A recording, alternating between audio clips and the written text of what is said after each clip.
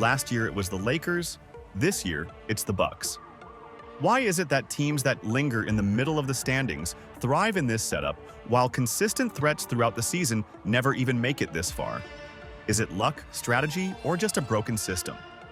Let's look into it and understand the difference between winning an NBA Cup and an NBA championship. We did it! But there is a very big reason why things are this way. The first one being the element of chaos.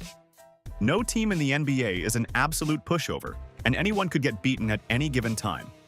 Jordan Poole could wake up one morning and decide to hit 9 threes and total 39 points, and defeat the Nuggets despite Jokic putting up a career-high 56-point double-double like we witnessed this season.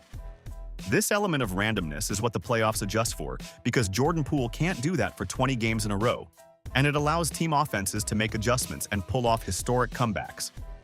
Take this season's Cup final, for instance. The Oklahoma City Thunder shot 5 of 32 from 3, an abysmal shooting night for the one-seeded Western Conference team, and an anomaly which is unbecoming of their 20-5 record. That same night, Giannis decided to go off and hit a 26-point triple-double with 3 blocks.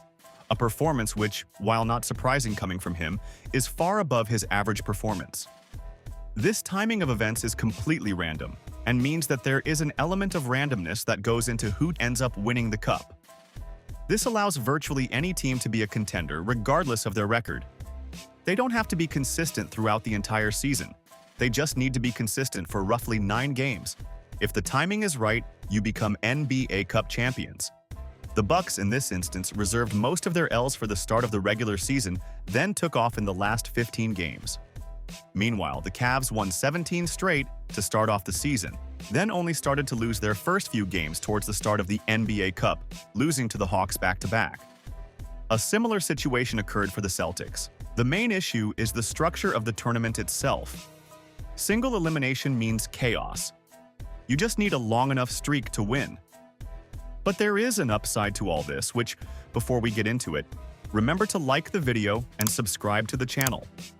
Whilst the playoffs, and ultimately the championship, is about celebrating the most consistent teams throughout the season, the NBA Cup is about underdogs, teams you might not otherwise expect to be dominating in the league.